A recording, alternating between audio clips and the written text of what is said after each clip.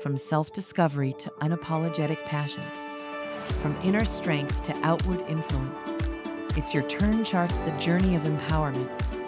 Welcome to our series, where the book comes to life.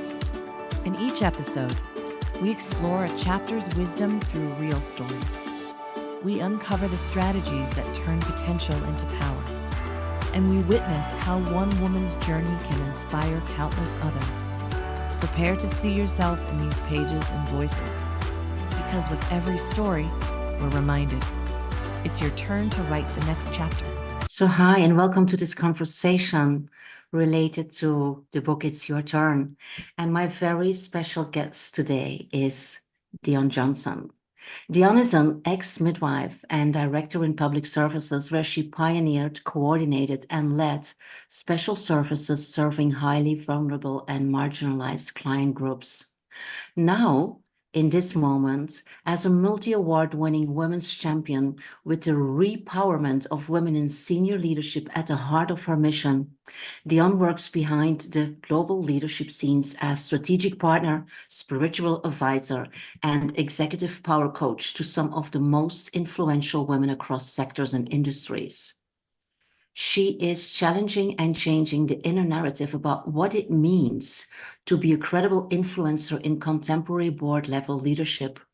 Her clients are chief executives, directors, and heads across sectors, because when these women truly thrive, not just act like they're thriving, so do boards, organizations, industries, and ultimately our world. Dion was born with a pronounced facial disfigurement, and her story of unmasking is a powerful metaphor that now captivates and inspires leaders across the globe to show up, speak up, and shake things the hell up authentically within their sphere of influence too. Dion, I am so thrilled to have you here for this conversation on It's Your Turn, the book. Welcome. How are you doing? Just got goosebumps. Just the thought of having a conversation about It's Your Turn. Something very special striking me about that just today, even though we've spoken about it many times. I'm delighted to be here having this conversation in particular. Thank you. It's awesome. I'm so honored, Dion, because we have been talking before many times. We also have been streaming our talks to our audiences. And basically, It's Your Turn is a topic that is to both of us so very important. It is about empowering women to show up, to raise their voice. And this is what we both do. And I'm so grateful that you are here to bring your vision and to implement also and show how others can do this, because basically you are the living and breathing example of It's Your Turn. And you agreed to document a little bit what I'm writing in part 2 of my book, which is rewriting your empowering scripts. And I told you, I knew you would choose this part because it is so much you. And the first chapter that we are talking about is the power of self-authoring.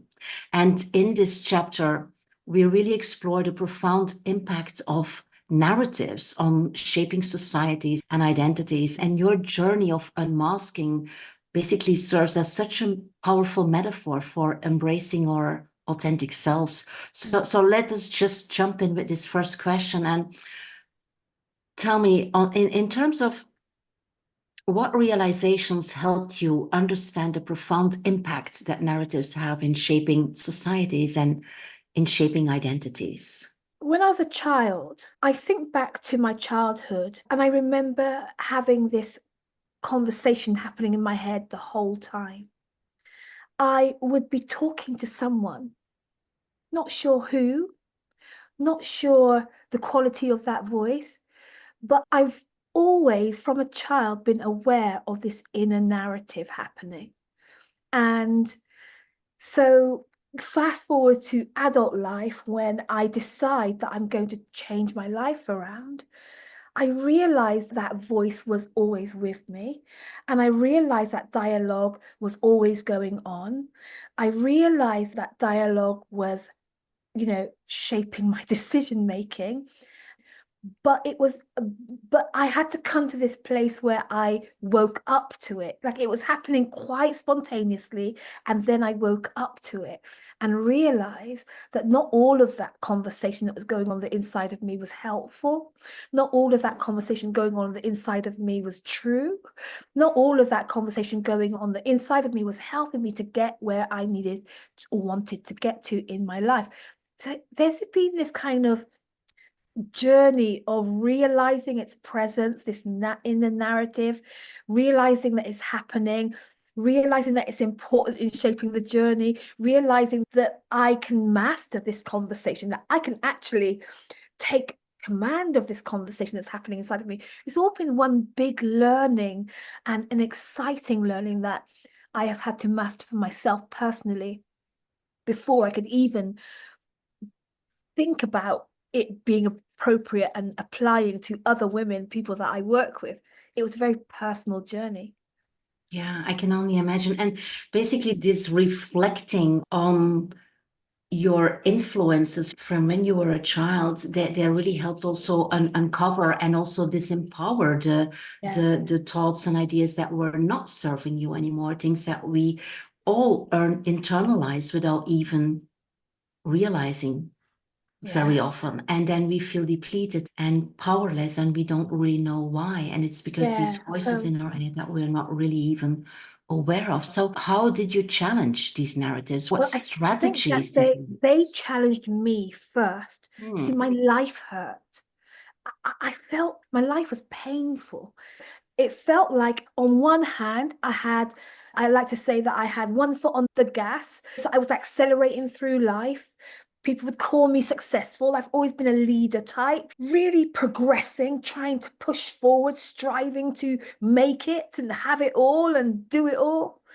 And on the other hand, on the other foot, my foot was on the gas, on the brake. So there was this kind of stuttering. My life was stuttering.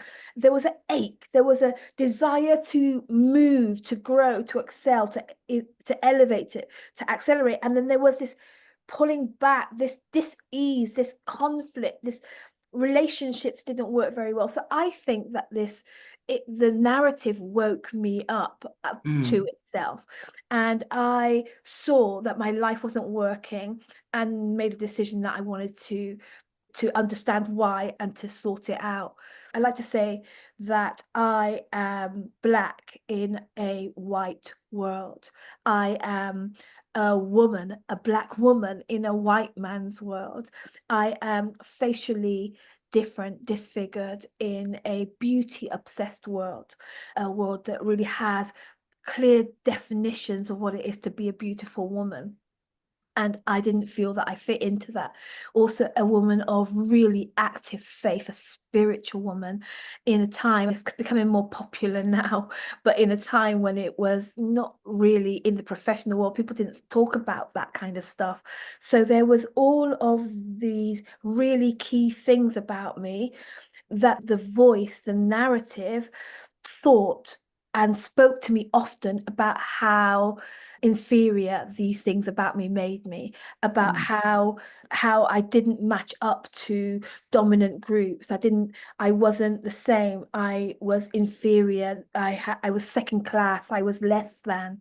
And I didn't like I said, that narrative was running on autopilot, and it helped me to make all the decisions that I would make, not to go for things because it was dangerous, or to go for things because you had to prove yourself, or all of these things happening in the narrative, in the voice, in the way that I saw the world. So Yeah, to wake up to that was really powerful. I can only imagine. So, in the aftermath, what aspects of your true self did you feel were underrepresented or even excluded by this Yeah. narrative? Like I said, the Blackness, I received, like, in a gazillion ways. The messages were very clear. Black people are inferior to white people. And in a gazillion ways, I internalized the narrative that my face made me ugly and unlovable. So I would probably never be able to have a normal, loving relationship. I'd probably never be desired by a man, probably never be loved that way. And just being a woman, even in the workplace, in the world of work, it seemed to me that men were the ones in charge. So all of these narratives were just going on without me. I didn't know that I felt like this, but I saw in my behavior. So on one hand, I was pushing and striving to climb and prove myself and smash glass ceilings, and I've always known that I'm a powerful woman. I've always known inside that I have this power, but it just felt like I was being powerful in a hostile world. So if I was going to do that, I was going to have to force my way. I was going to have to push my way. I was going to have to press. But I was also double-minded. And that double-mindedness really, really sabotaged the push. So I created success, but not quite. I got into the room, but not quite. It just felt like I was there, Like but not you say, quite. the gas and the brake. Yeah. So what process have you found useful for consciously crafting an authentic narrative that is centered then around your values, around your wisdom? Somewhere along the line, I had a spiritual awakening. It was very profound. I found myself, my life wasn't working. I wasn't working. I just felt like something needed to shift. And then I had this massive encounter with God. I say God. I don't know what anybody else says, but I say God. I had this massive encounter and began to understand that there was just more to me and to life than was going on the inside, that narrative. There's more for me to understand about how to be in who I was, like my personality, my purpose. I realized that there was something, my life had meaning through this encounter, that there was more for me to be and do and say. And that one of the powerful metaphors of this time was the butterfly.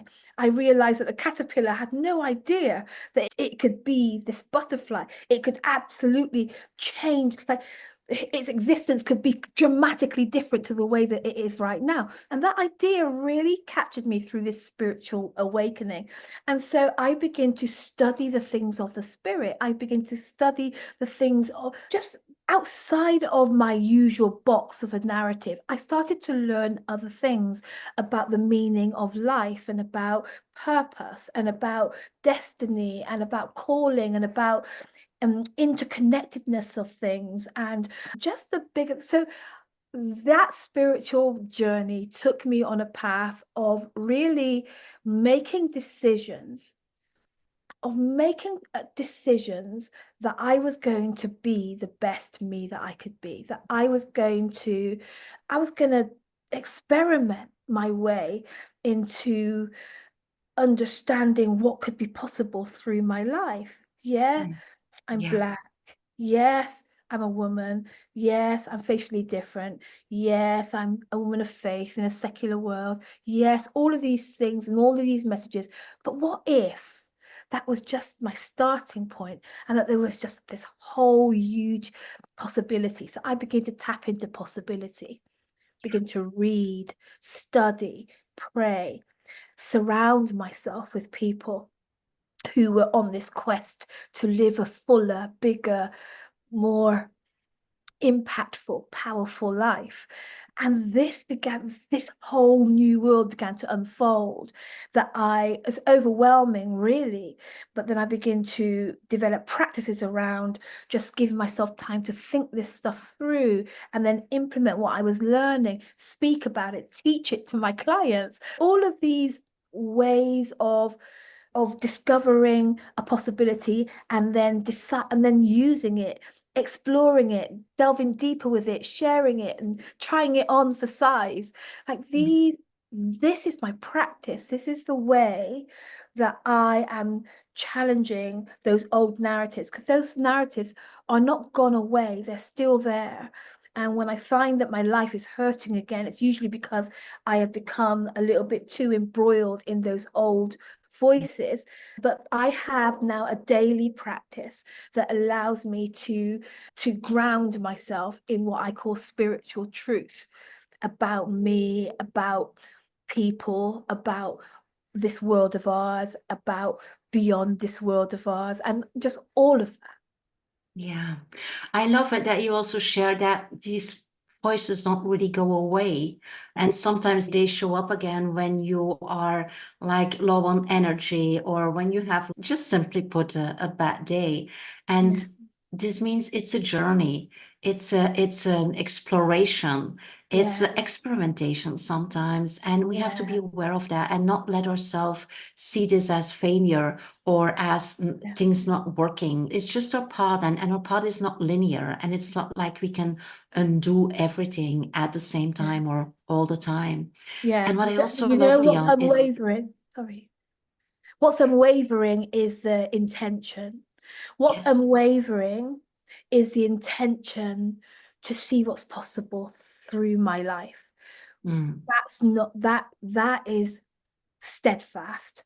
And yeah, the commitment to this path, this journey, the ups, the downs, the ugly, the failures, the successes, the highs, the lows, that I'm steadfast in my commitment to this path that's unfolding. I see it as a path that's unfolding.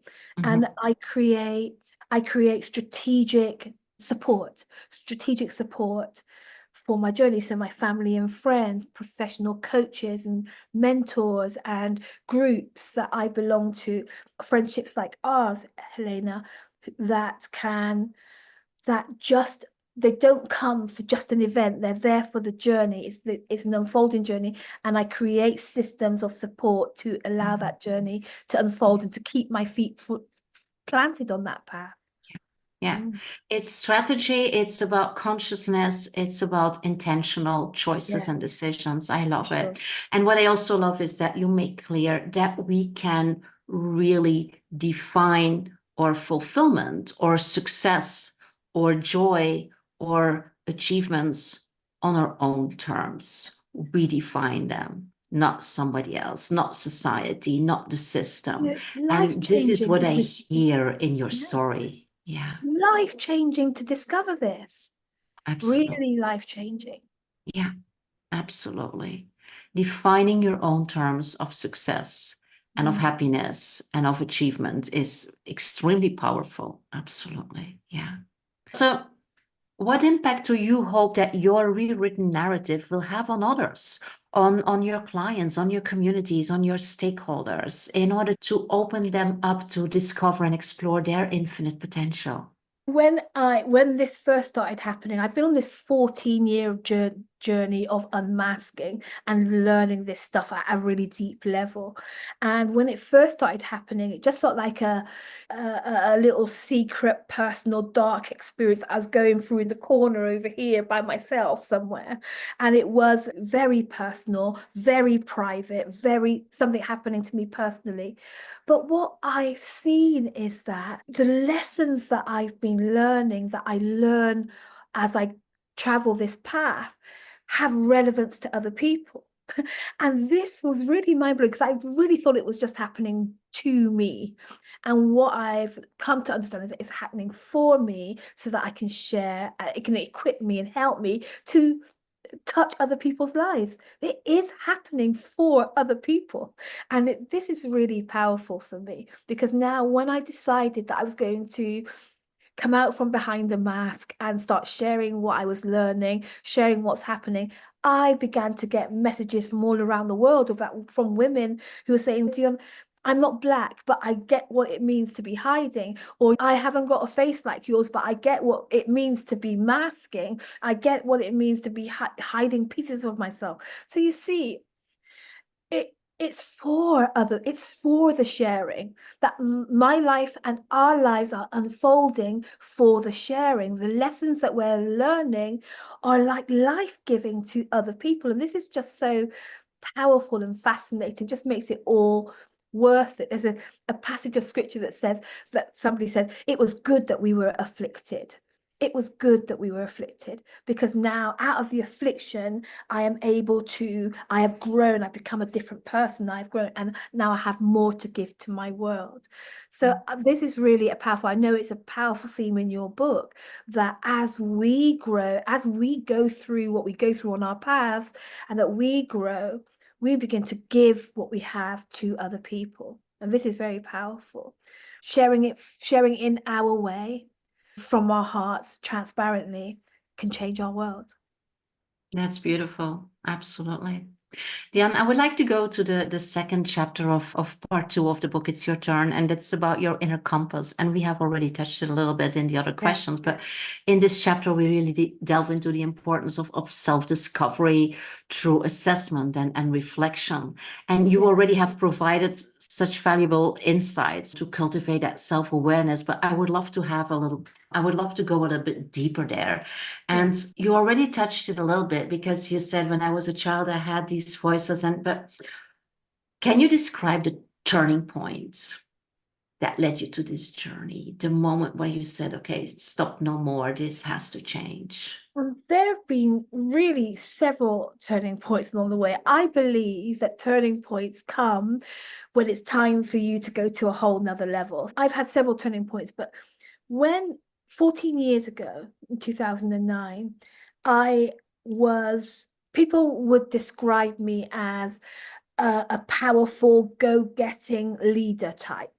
So I was definitely, pushing and striving. I was a midwife, and I was working. Then I left midwifery and went into local government, and then left local government and went into business. So I was always turning my hand to things. I had a property portfolio. I was entrepreneurial, highly spirited, living life big, building my empire, I think we'd call it.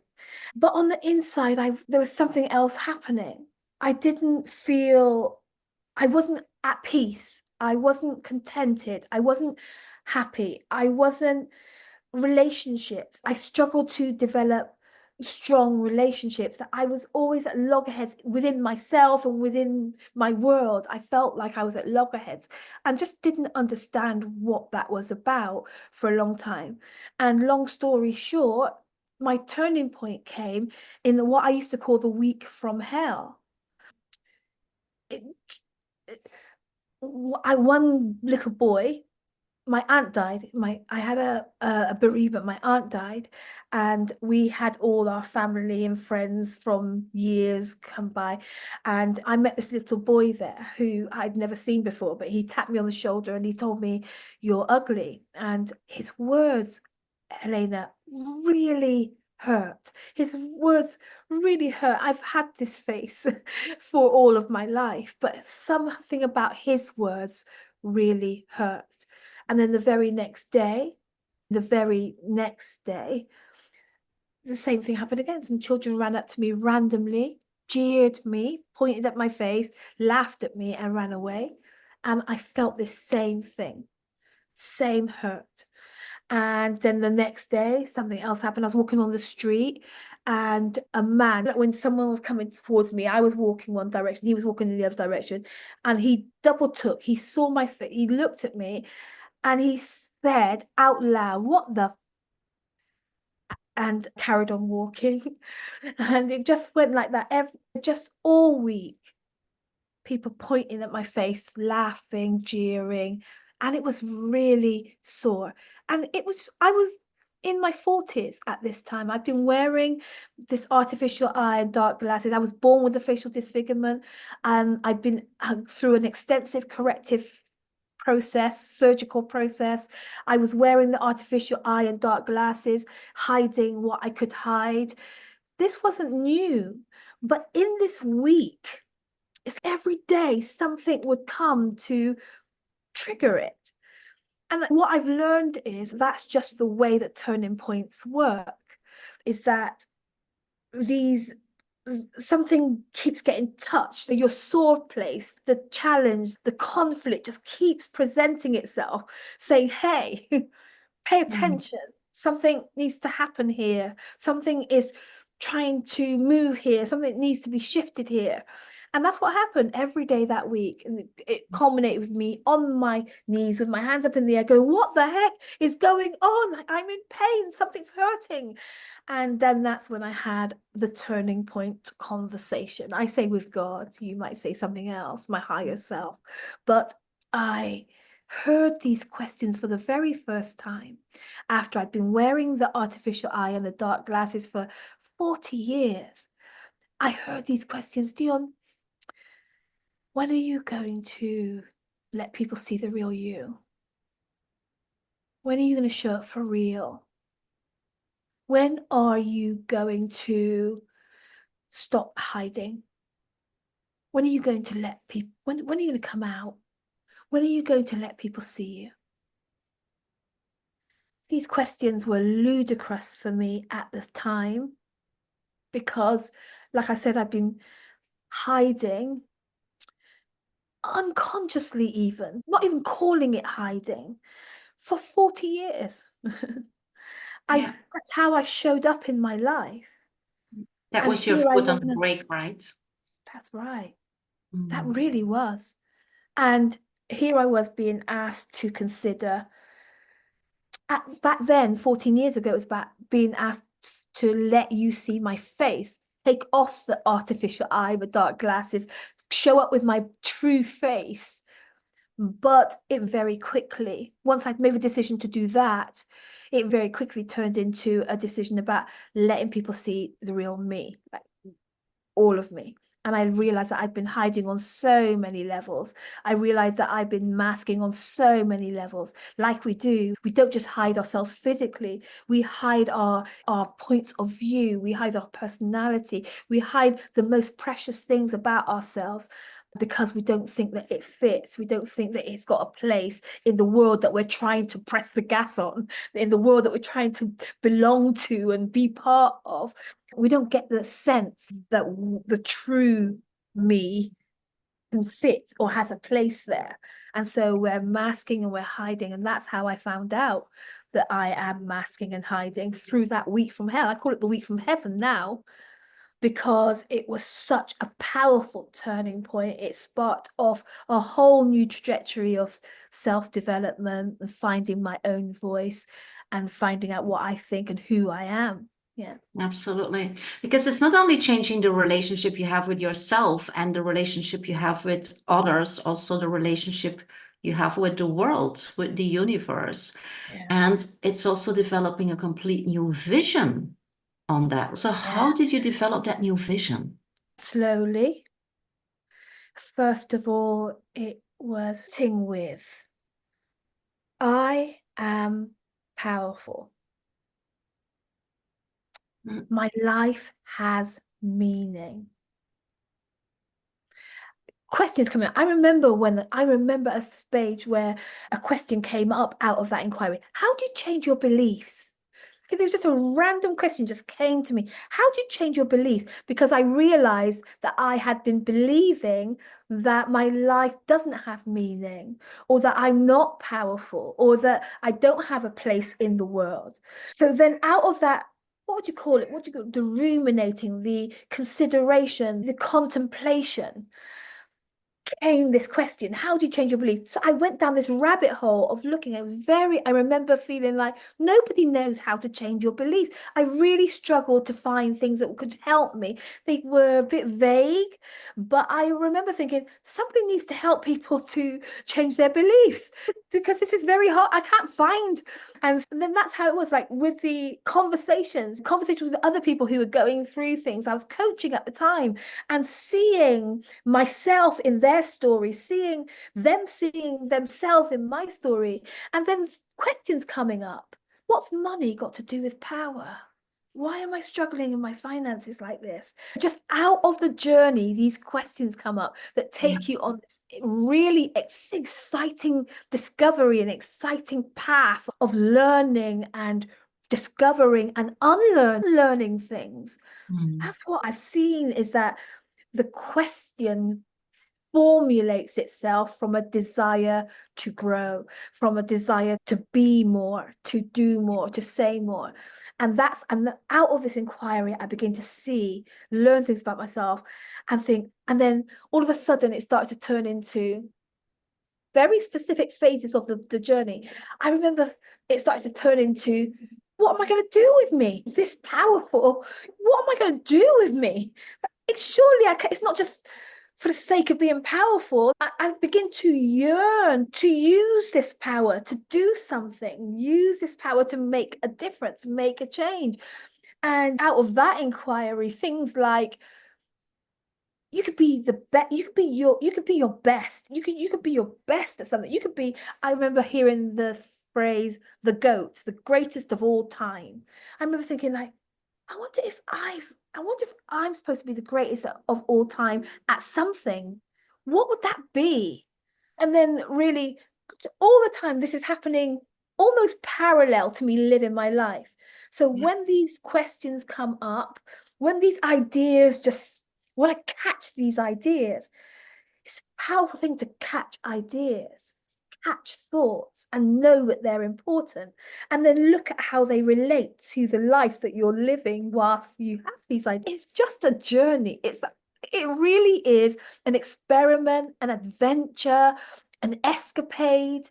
It really is like that. It's once you've set the intention, it really is about being more mindful, seeing the ideas that come, believe that God speaks and guides through life. Like the messages come in so many diverse ways that the only commitment I make is to be switched on to that and to be curious about that and to not let ideas just flit away without looking at them and saying, what's this come to show me? What's this come to do? The people coming into my life and saying, this is interesting. I notice I feel like this when I'm with that person. What's that about? Curiosity is just such a powerful gift on this journey. If you dare, if you dare to believe that your life's got meaning and purpose and power for a reason, and you're just going to search that matter out. You're going to just discover it. It's like going on an Easter egg hunt. It's like going on some kind of treasure hunt, right? And that's how I view it anyway. I see it as I've made up my mind that I want to die empty. I want to experience while I'm in my right mind. I want to experience what's possible through me and through my life and through my leadership. Yeah, And I love that's, it, Dion. yeah, It's so much passion, it's so much energy. And what I see is that in this journey, basically it started to go away from something that hurt, that was like a negative thing. And then it just switched to something positive because then you're talking about the desire to show up authentically and fully. And so it's going from why me to why not me? Why not be the person why cannot deserve this? And so it is about that belief, that faith, and supported, of course, by your faith and also by your community of support and interacting with it and learning from each other. I really love that learning thing where you say, with my clients that I coached, I heard their questions and they became mine, and I heard their answers and they became mine. And it's this interwoven interconnectedness that makes us so powerful. And this is a strength that we have as women. This is also what you're now documenting so beautifully. That is what I'm writing in the book. And I really believe that we've lost the art of listening for this. I know it's coming out very strongly in your book. Like we there's a higher voice that's speaking as our life, through our life. And I think that I'm fortunate enough to be reading your book. And what I see is that it is an invitation to really tune in. It's an invitation to really tune in to the higher voice, the leading. It's our voice, but it's higher. It knows stuff. And I believe that's what the world needs now to turn it right side up. Women who will really tune in to this higher voice so that we can lead in new ways, new approaches, fresh ideas. It's happening. It is. So how has this believing more fully in your strength, in your power, in your abilities, how has this impacted your achievements, your relationships? Because you also said I had problem establishing relationships. So how has this shifted? So it's like a purifier. Mm. Now everything is working for my good. Now everything, all of it. And I really understand intimately how powerful people can have disempowering mindsets and thinking. And when I see, and I know intimately how lower level thinking produces lower level being. And I know this because I'm walking this journey. So now when I see somebody who is showing up in a way that's not helpful or in pain somehow, or is rude to me, or not liking me, or still thinking in those same old paradigms, now it's not so personal. Now it's not so devastating to me. It doesn't have the potential to slam the brake on anymore. Mm. And so I'm more able to get curious about what's actually happening here. And stand my ground with someone who is behaving in whatever way it is. That I'm able to really stand flat-footed. And that's what I think I bring as a gift now out of this, is that people who usually push other people away, like I did. I was pushing people away the whole time, not really wanting them to come close, but not having the skills or the fortitude or the mind or the thinking capacity to understand what was repelling people out of my life. Now I'm able to stand my ground with people who are in pain. And that really is a superpower that's developed out of this. Stand with people who are going through sad, angry, resentful, bitter. I can stay there and get curious in that place, hold space. And this is directly as a result of the journey that I've been on myself. And people are desperate to be loved and to be heard and to be seen and to be taken seriously. People are desperate to not be underestimated anymore, to not be discarded and dismissed. People want to be seen. I've worked out in my unmasking journey that it's scary to be seen. It's full on scary to be really truly seen, but it's our deepest desire. And most people who haven't been doing this work on our mindset, on our heart set, on our ability to navigate in our world, free and certain of who we are. Seeing people is scary, being seen is scary. So we got a lot of people who are looking at each other but not looking, talking to each other but not talking, touching each other but not touching. Now, this is what heals as you go on the kind of journey that you're inviting your readers on. This is the kind of thing, our ability to be in the world, be with each other, see other possibilities, see how we can cohabit, see the use and the need for diversity. Like this happens as we do this work, and it changes the world. It changes everything. It's just beautiful how you document the story of embracing your true self and how this really propels your confidence and how it's creating another dimension. Because if you start to see yourself and to love yourself, you're also capable of seeing others and love others. And this has been said and written so many times for so many years.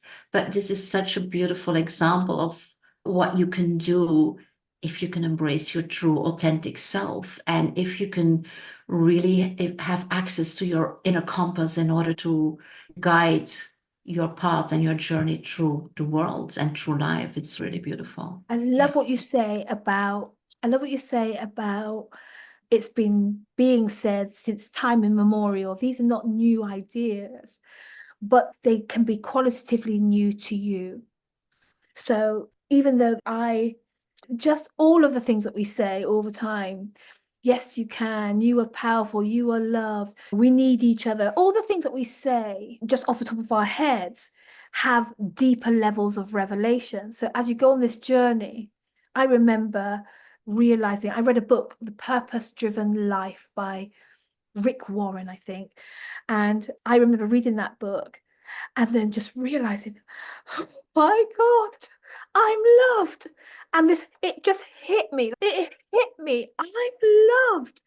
And these common phrases can hit you with such velocity that you just see them. We talk about blind eyes opening metaphorically, that you get to see things at a whole different level, that things that you say all the time willy-nilly just trips off the tongue when they hit you and you realize, no, really, this applies to me. Oh, I get it. Now, this is, I'm telling you, you can't make this stuff up. It's really a powerful journey. Our voices, our world is really aching for a new kind of powerful. I just say a new kind of powerful. Absolutely. And I love that you say it like that. And really, it's my intention. And I know it's yours. And I know it's going to happen that people will listen to this conversation or read the book and say, really, this is also for me, that they also have this epiphany or this moment of connection with what they can do, with who they are, with why they are here on this world. And I want to jump to the third chapter of this part in the book, which is pursuing your passions unapologetically. It took me a while in order to be able to pronounce that word unapologetically.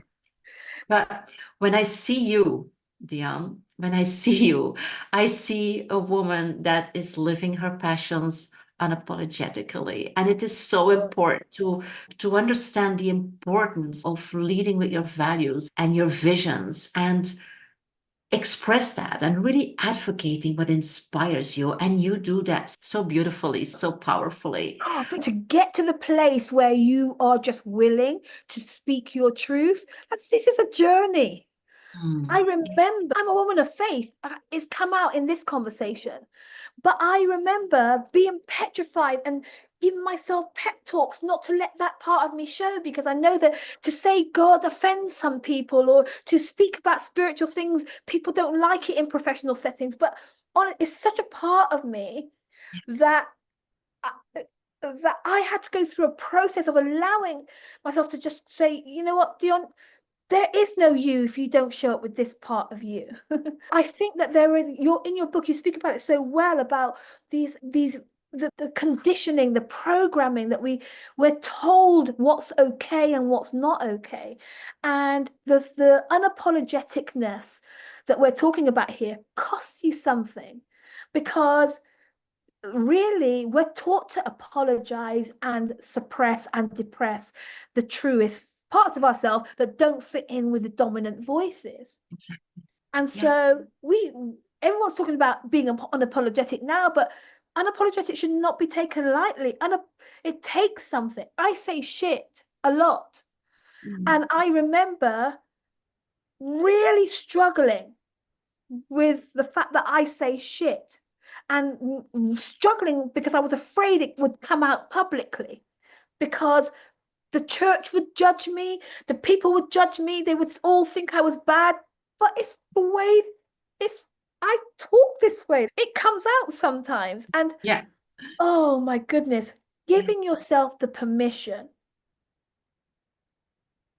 to speak your truth, even when you don't have all your ducks in a row, even when you're not perfect. I remember one time having an idea that wasn't fully formed, but I could see that it might have something to do with what we were talking about in this panel discussion. And I remember opening up my mouth and trying to articulate the thing that was not well thought through. And everybody, I remember it sounded to me like the whole room in unison. So get to what's your question? get to the point. And it was such, like, it almost felt traumatic with a little t, that you don't have a right to speak if you don't have all your ideas all perfectly polished. And for a long time, that shut my mouth. All up in my head, trying to get it right, sit there, and perhaps a question time would be finished before I got myself together and never asked my question. But after, what I realized years after that event was that I met somebody who was in the room when I tried to ask to formulate this idea and give it to the room. And she said to me, I was there when you raised the point. I know what point it was, but it's not important here. She said, I was in the room when you raised that point, and I was thinking exactly the same thing. And that's an important, and I saw how that sharing was very rubbish, but I allowed myself to do it. I shut myself down for a while, but later I gave myself permission to continue to share, because the truth is this, that you're not going to be perfect. You're not going to be everyone's cup of tea. You're not going to get it right all the time. You're not going to have all your ducks in a row before it's time to speak. But if you give yourself permission to just be wrong, be flawed, be unpolished, be true, my goodness, things really change. So Absolutely. Yeah. Being unapologetic costs us something, but it's absolutely an incredible intention that we must set. Absolutely. You could also say it costs us something, but what it costs us is actually a burden, because we all have fans, people who join us, who support us, who sponsor us, even if we are vulnerable, or like you say, we don't have all our ducks in a row. And you have people who disagree, or who don't match with our energy, or who don't match with our energy yet. Because they're not there yet. And that's fine. And what we try to do, especially as women, is we try to please everybody. And so basically we please nobody, because we keep ourselves covered. Certain things of us are covered. We don't show up. And by showing up unapologetically, you might lose some of these people, because then their eyes open and they say, okay, we don't align. That doesn't resonate yet, maybe. But others say, yes, she speaks our truth also. We can go with that. We can join. We can do things together. We can co-create.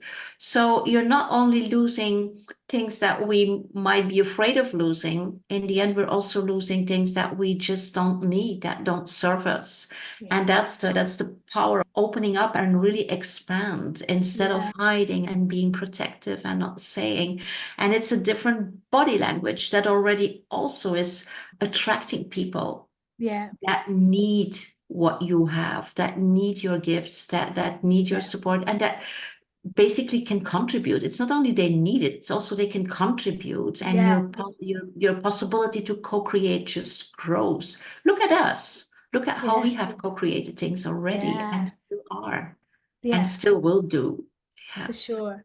Beautiful. I think that people, there's something about authenticity that people think you just tell people, you give them a piece of your mind, tell people what you think. I think authenticity and transparency and unapologeticness, and there's a responsibility that goes with that, to really clean our hearts, clean our minds, do the work, handle our fears, love ourselves, see ourselves as having the right to this opinion and this view, and also caring about people and caring about the impact that we're going to be making. So I think that there's a responsibility that goes with it too. But unapologetic all the way. I love it. I love that you say that there's a responsibility, because this is not like a cleaning activity where you just throw everything out. It is about sharing relevant personal experiences in order to enhance discussions, in order to show people that perfection is not there, and that things can use as learning. The things that don't work for us, the things that haven't worked. It's about really sharing. Not about just speaking your truth, as saying whatever you think. It's like you say, there's a responsibility, there's a consciousness, there's an intention involved. Absolutely. For sure. But that's maturity too, isn't it? We learn that. Because I know that certainly when I was getting used to using my voice, that in my younger days, I didn't have any tact. Like, I was a powerful, untrained and unmasterful with my power. But as I grow and I understand the interconnectedness of us all, as I understand the mission-centric nature of my life, the vision, the things that I want to see for my aspirations for our world, I realize that I have to master this tool called my voice, master my power. I have to master myself. And this is all part of the journey. Yeah, that's beautiful.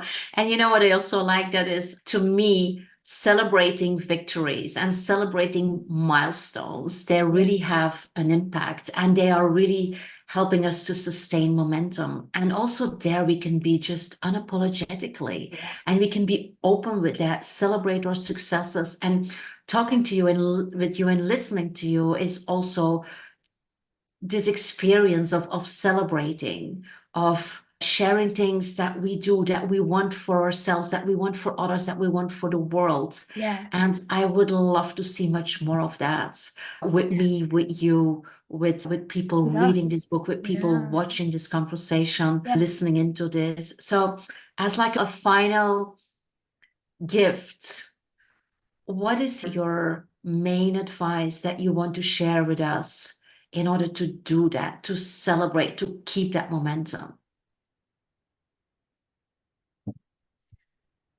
Rewatch this interview and the other interviews. Read the book and then read it again. It's easy to just, in this information age, consume so much, get fat on information. But the real quality of your life, the potential for the quality of your life to ascend to whole new heights of power, for whole new heights of experience, comes in the digesting of these little ideas that we take and we use them, go deeper with them. So rather than just be for the breadth of taking up all of this information, it's good, information is great, but take the ideas that quicken in your soul, the ideas that catch you off guard, the ideas that activate you somehow. That's a clue that you need to munch a little more. You need to go a little deeper. Take ideas and go deeper with them and make it personal. Really explore from a curious, experimental, questioning place, because this stuff can really change our lives. It's like knowledge isn't the thing that is really powerful. It's wisdom. It's knowing how to make right use of the things that we've been talking about today and how they apply to you personally, because we're all different. Our lives what got us here. It's been so dramatically different between us that this applies to you. What we're saying here today, we're sharing how it's applied to us, but actually it's applying to you in very unique, very bespoke, personal ways that is yours to discover. And this is a powerful journey of discovery, and I just wish you well on your journey. I absolutely love it, Dion. It's your turn, and take it personally. Yeah. Wonderful. Thank you so much for sharing all this. This has been such a powerful conversation. I've learned so much again from you. Thank you for being here. Thank you for supporting the book. And like you said, take it personal. Thank you.